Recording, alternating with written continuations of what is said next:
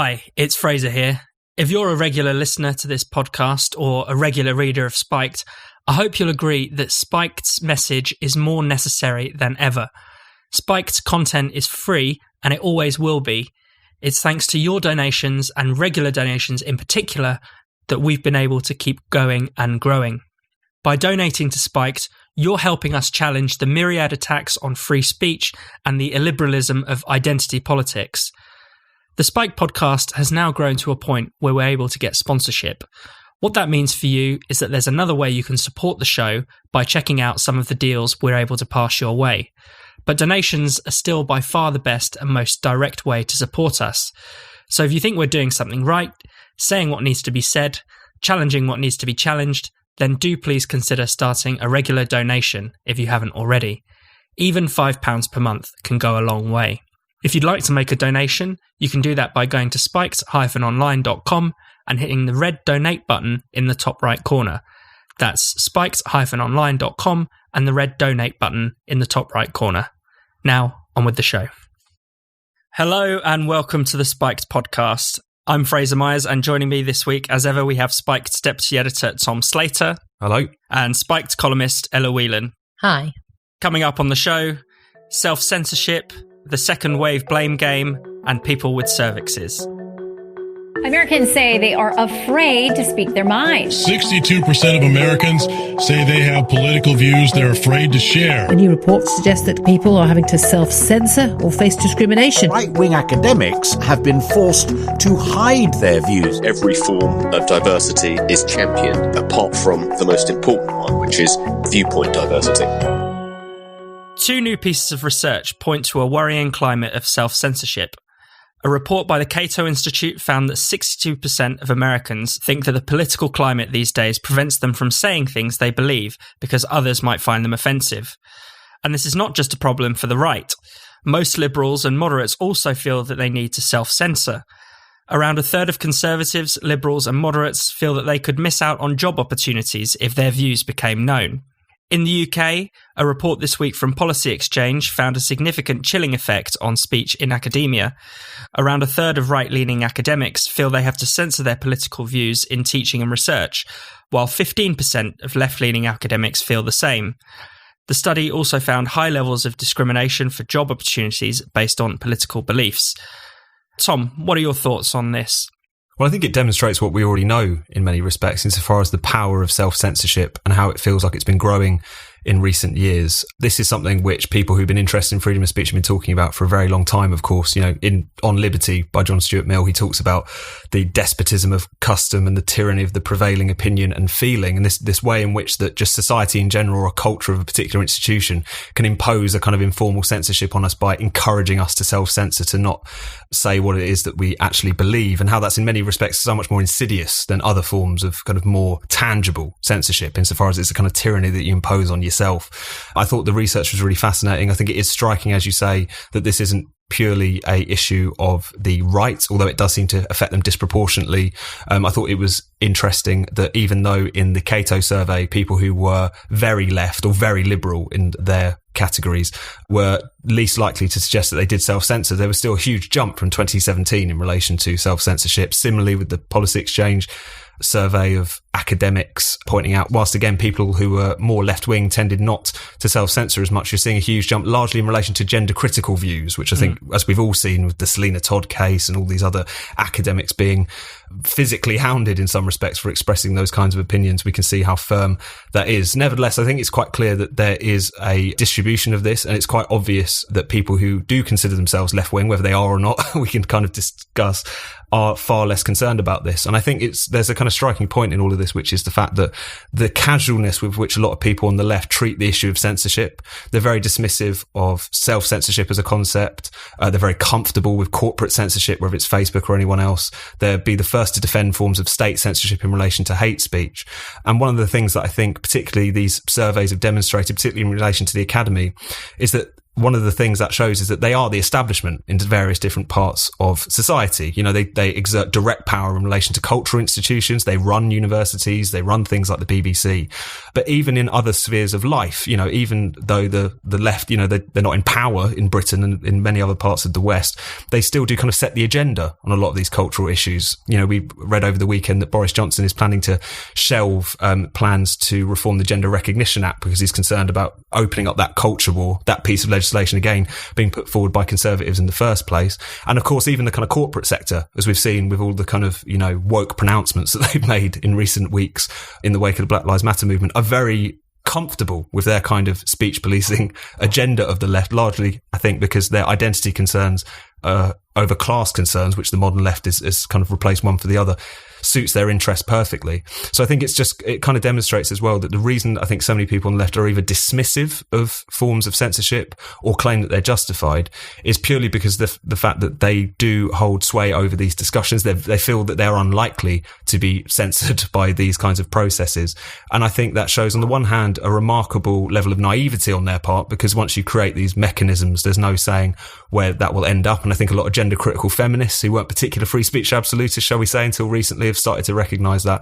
But I think it also demonstrates that despite the fact these people, you know, like to pose as really radical and challenging and anti-establishment, they are the establishment in so many respects. And I think their lack of support for free speech is an illustration of that fact. And I think it's interesting recently, you know, when the left has dismissed complaints about cancel culture, one of the kind of go-to arguments is to say, well, it's only powerful people who care about cancel culture. It's only people with platforms who are complaining about criticism. And, you know, this recent research completely explodes that myth, because it is ordinary people working in ordinary jobs who feel they have to self-censor their views.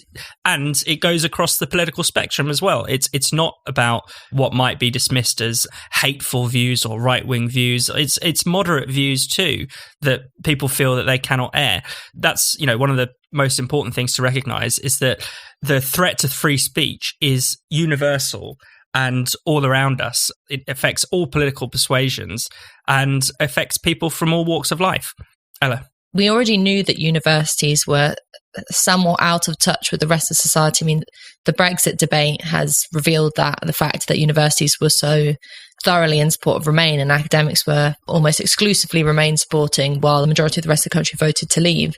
And I think you see that kind of, whether it's elitism or whether it's kind of sense of being out of touch, reflected certainly in the study by Policy Exchange, even with some of the petty things, which just kind of made me laugh, but also were quite serious, you know, about only half of those surveyed would sit next to someone who voted leave at lunch, and that dropped to 37% who would sit next to someone who had a view that was supportive of gender critical feminists. So, you know, you might snigger at that, but actually it does reflect a more serious thing, which is that even on the ground at university, it feels like there is a much more problematic sense of not just censorship, but as Tom says, self-censorship, where people are worried about coming out as, I can't count the amount of times students have said to me, I can't say that I'm a Leave voter on this campus, as if it's admitting that you've got a tail or something, rather than it being a legitimate political position.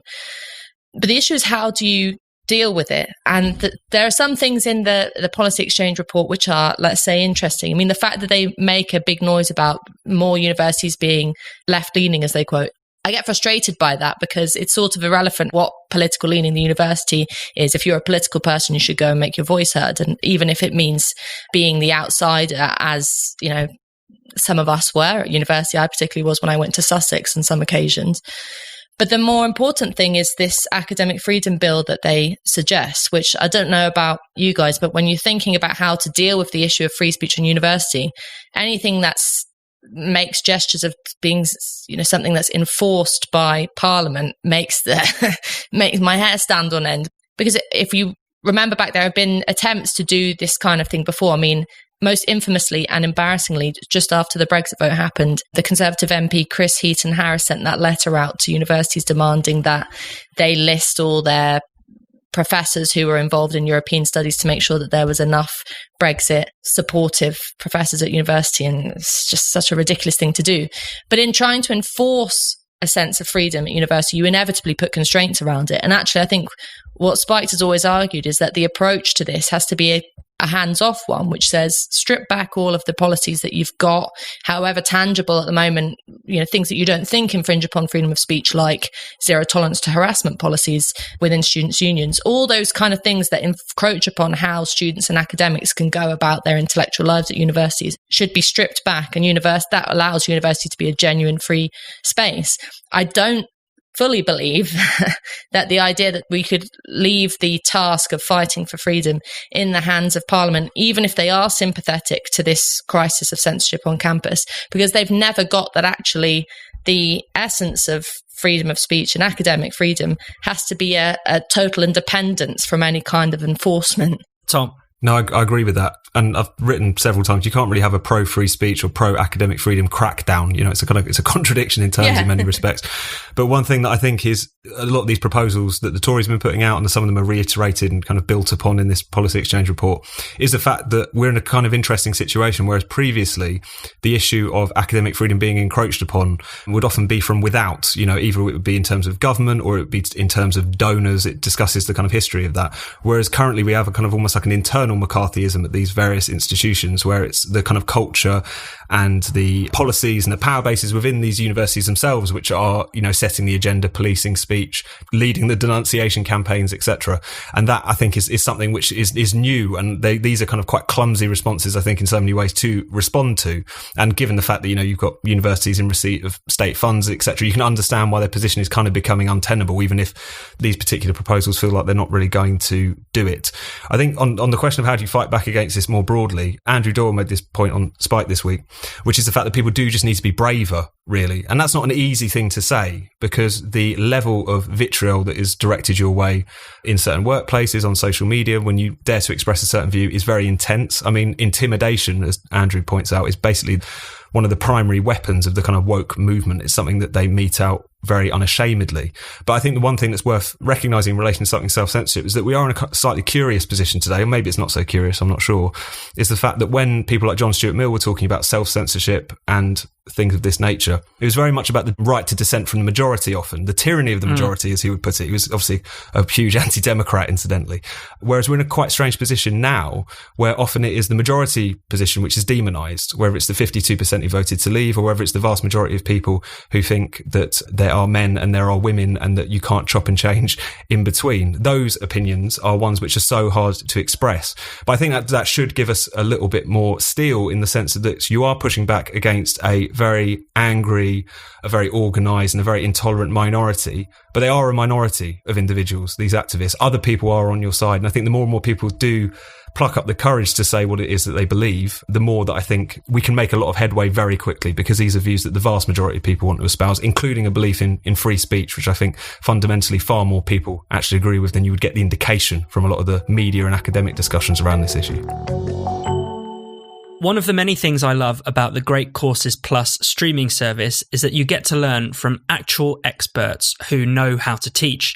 The Great Courses Plus has real professors, people who have spent years studying in their field, and most importantly, people who know how to teach and engage with people. I'm still currently enjoying an economic history of the world since 1400. The course leader, Dr. Donald Harold, draws on his fantastic expertise of the social and economic history of early modern Europe, and he presents everything you need to know in a really accessible way. I'm still really enjoying it nearly 30 lessons in. I've learned a great deal about our economic history, most recently about the rise of trade unions, Adam Smith's ideas about free trade, and the birth of central banks. With a vast selection of subjects, the Great Courses Plus truly has something for everyone. You can learn to become a great writer, practice mindfulness, or delve into astrophysics. And with the Great Courses Plus app, you can learn anytime, anywhere. It's so easy. I just love this streaming service. It's the perfect time now to try the Great Courses Plus. Right now, they have a limited time offer just for Spiked podcast listeners. An entire month of access for free. That's access to any and all of their courses for the next month, completely free. Don't wait any longer. Go to thegreatcoursesplus.com/spiked. That's thegreatcoursesplus.com/spiked.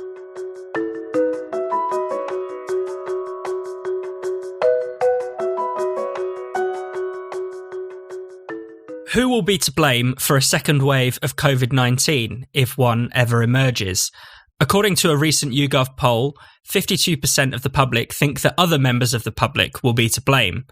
In recent weeks, politicians have tried to point the finger at various sections of society. Nicola Sturgeon said seeing young people at pubs while not physically distant made her want to cry. Conservative MP Craig Whitaker blamed Muslims and ethnic minorities for the lockdown in the northwest. And throughout the lockdown, the tabloids and the Twitterati have screamed blue murder over people gathering in pubs, parks and beaches, though none of this legal activity seems to have resulted in a more serious outbreak. Ella, what are your thoughts on this COVID blame game? Well, not to keep rhyming, but it's a shame. It's shameful, actually, that the results of this report, because what it does is completely take all of the heat off of who really is responsible, which is the government and government policies. It's commonly known and accepted now that the scandalous number of deaths in care homes was not just a sort of consequence of COVID unrelated to anything, but was directly linked to the way in which the NHS dealt with people going into care homes and policies in the government not being able to focus resources on where it was needed most. So when we're talking about who is to blame for the deaths of coronavirus, or who is potentially to blame for this second wave that we're constantly being threatened with, it is not your average Joe who has no control over what happens in this country. It's the people who hold political power and who make the decisions. That just has to be clear.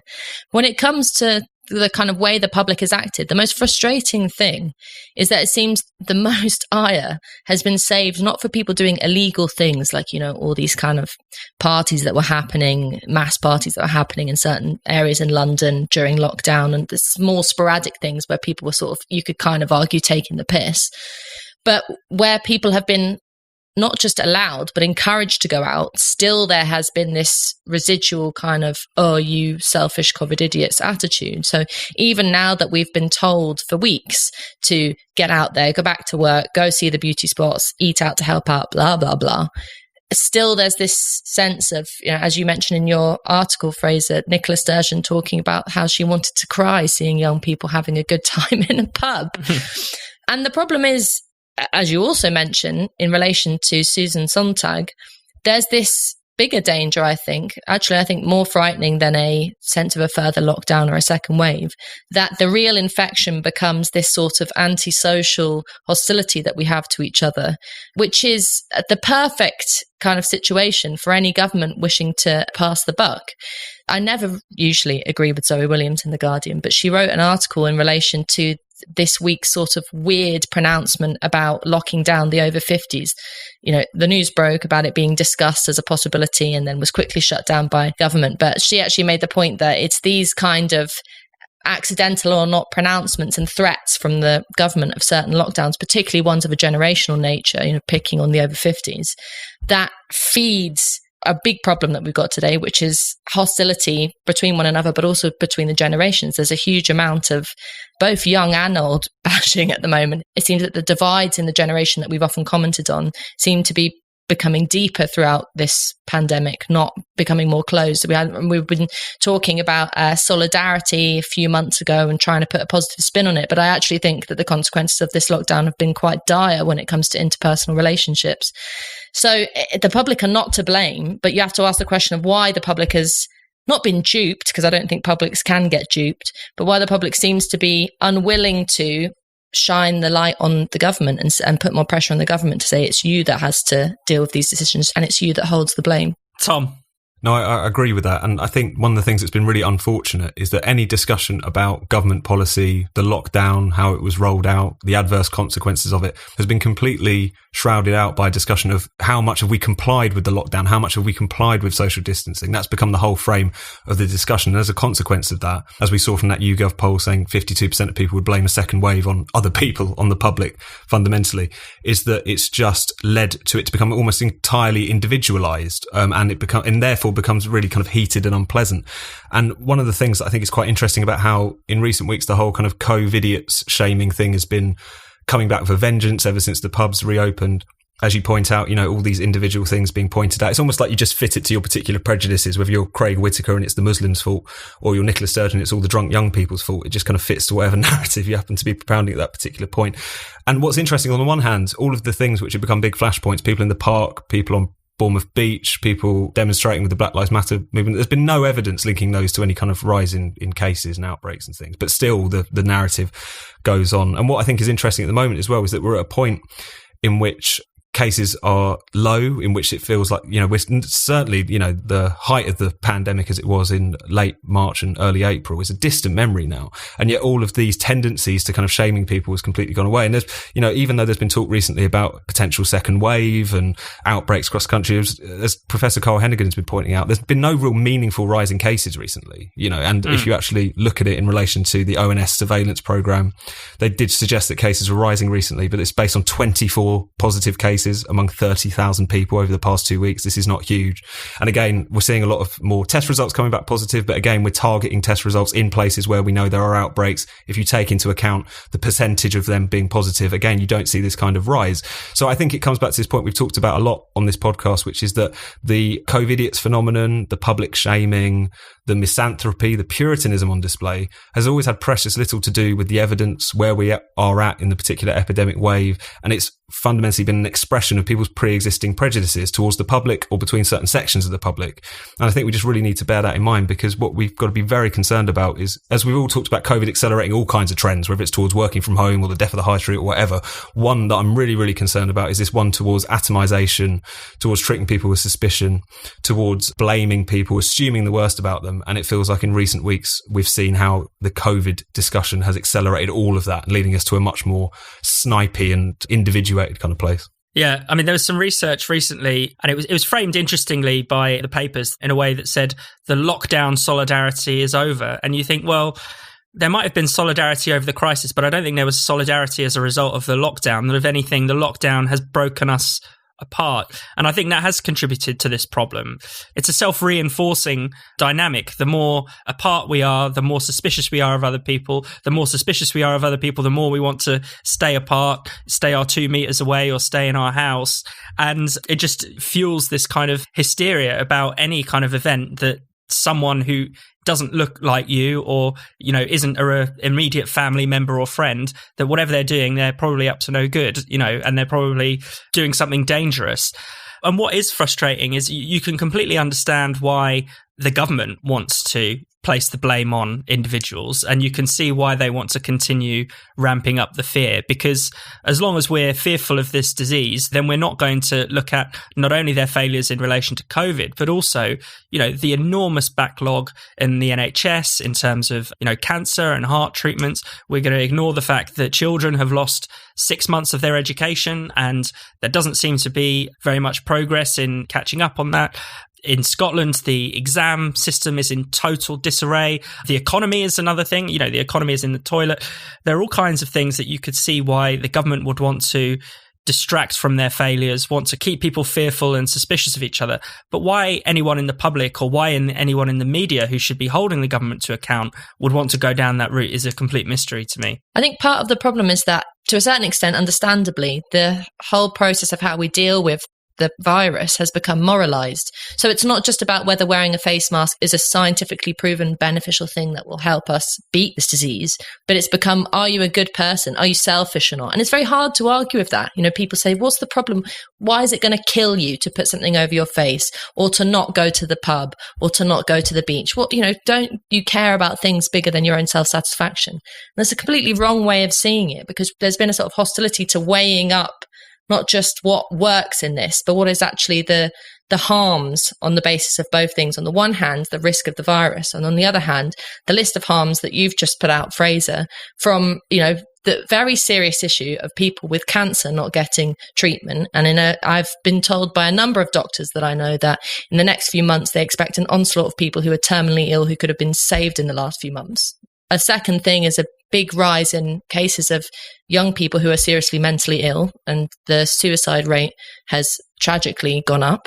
All of these things have to be weighed up, and this isn't about being a good person or a bad person. I think, as you rightly say, all that sort of slightly faux solidarity that was around the kind of clapping for the NHS at the start of the lockdown has really withered away, because what we're faced with is this sort of empty social sphere where no one's talking to each other and everyone's really quite afraid. And the tragedy is we shouldn't be afraid any longer, because if you look at the science, as Tom says, things seem to be getting more positive. The challenge is how you combat the onslaught of negativity from the government, from the media, from scaremongers online, and actually say the way we get out of this is by getting back to normal, not the new normal, but normal, what we used to be like when we used to go around and talk to each other.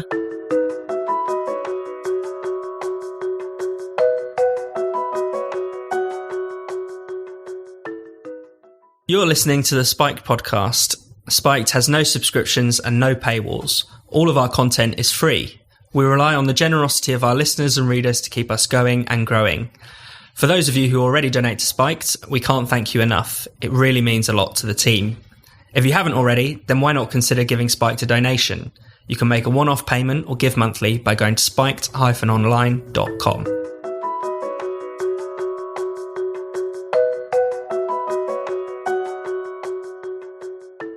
The American Cancer Society recently put out new guidelines urging individuals with a cervix to attend cervical cancer screenings from the age of 25. The word people might normally use instead of individuals with a cervix is women. It's only women, after all, who have cervixes. Many feminists push back against this erasure of the word women, but the trans lobby and its supporters insisted that individuals with a cervix was more inclusive and gender neutral. The Labour MP, Rosie Duffield, was labelled a transphobe for saying only women have cervixes. Ella, what are your thoughts on this? Oh, it's very hard to not feel really down about all of this, because these sporadic, often online debates about gendered language and the use of it are so tiresome, because the fact is the vast majority of people on this planet call people with a cervix a woman. And there's a really disingenuous debate happening around this, because the argument from people who are pro-trans rights say, you know, you're just sort of being evil. You're not being inclusive, because you're denying the fact that there are women who have transitioned to become men who would not like to be called women, despite the fact that they have a cervix and are biologically female. And it's just bullshit, because if you have ever dealt with a healthcare professional, you know that they use the right language for that individual. They're very sensitive about these things. Nurses and doctors are good people, and they want to make their patients feel comfortable. So in any case, if someone does turn up with a cervix and doesn't want to be called a woman, their desires are generally met, because we live in a decent and good society. But to suggest that you erase the word woman, which is what's happening, on the basis of being inclusive to such a small, a tiny, minuscule percentage of people is ridiculous. But actually, worse than ridiculous, it's a real problem. And the reason why it's a problem is because there are issues around women's biological reality to do with childbirth, to do with abortion, to do with contraception, campaigns that are still being fought at the moment in order to get women more rights around issues to do with their body, that if you stop using the word women and you stop even using concepts like sisterhood and solidarity among women and a kind of old school feminism that fought for those kinds of things, then, you know, you're not dealing with the issue, and actually it erases the idea of a politics that serves women. And that's a real problem. So when you're talking about using gendered language, there's a sort of individual approach to it, which is that most people will say, yeah, I'll call you whatever you like. If you're a decent person, you usually do that. But on a political scale, you have to resist this sort of march of the gender neutral obsessives, because what it does is meaning that women lose out. And we've got some real serious battles to fight still when it comes to sexism, especially in relation to our bodies. And I'd be damned if I have, you know, some trans obsessive campaigners telling me that I can't call people with a cervix a woman. I think also this case gives lie to the idea of inclusive language. You know, inclusive language by its nature, I think, is always exclusive. It's designed to reveal the status of the speaker. It shows that they're an aware person or an aware organization. And it has the kind of unintended consequence of not being understood by the vast majority of unaware people. And so in the case of cervixes, obviously this campaign is there to encourage women to have, cervical tests. But there are polls that suggest that half of women don't actually know that they have a cervix. They don't know what a cervix is. So, this is a case of kind of an attempt to use inclusive language that is excluding a substantial section of the population.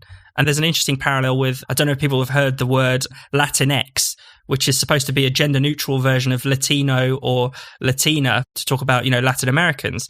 And it's widely used in universities. It's widely used among kind of social justice activists, but only 2% of actual Latino Americans ever, want to use this term. So it's a kind of, again, supposed to be more inclusive, but it excludes the vast majority of people. And it's basically, most people are baffled by this kind of language. It doesn't communicate anything to them, certainly. Which is really a huge problem from a public health perspective as well. You need to communicate in clear terms, in universal terms, in terms that are understood by everybody. And it just seems so strange that we're seeing this. We saw this a bit in relation to public health and the BLM protests. We had all these public health bodies come out and say that why BLM protests were actually COVID secure for no apparent reason. It's fascinating how much can kind of be bent before this kind of ideology, how much the kind of pre-existing responsibilities of something like even public health and science has to be kind of repurposed for the sake of a very small amount of activists. And I think you're dead right about the point about inclusive language being exclusive, because a lot of these words they come up with are also unpronounceable aside from anything else. You remember a while ago the discussions around WIMXN, which I think is how you pronounce it, so the E being replaced with an X,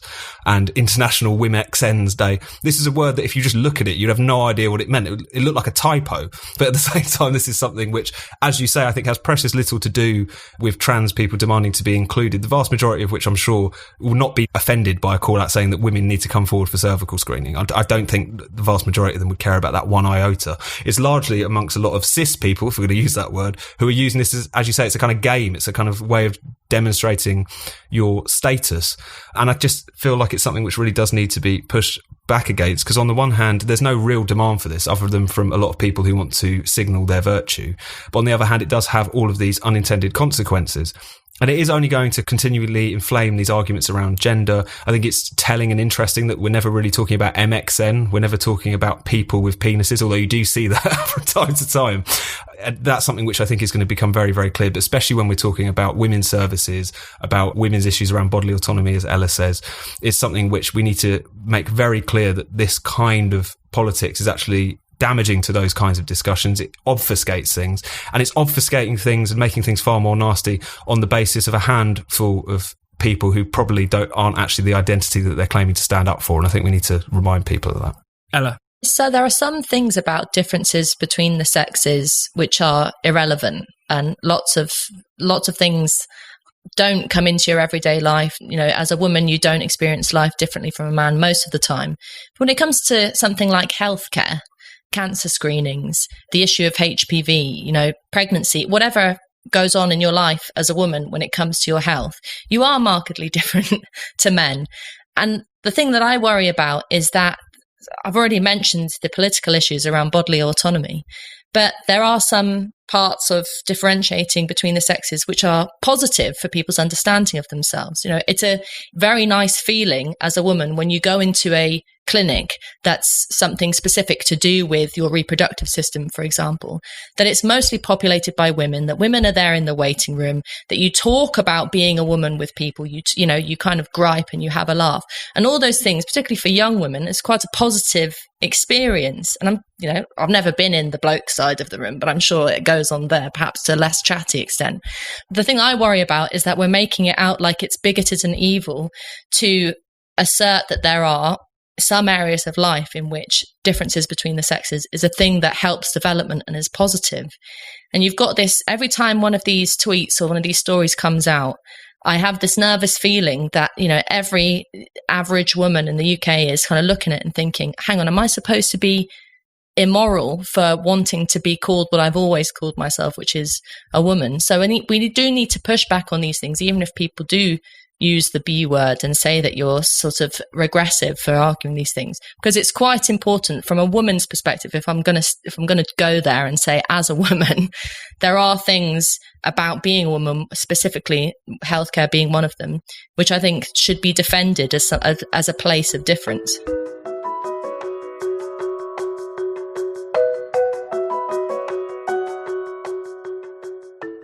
You've been listening to the Spiked podcast. For more Spiked content, don't forget to keep visiting us at spiked-online.com, where you can also make a donation or treat yourself to something from our shop.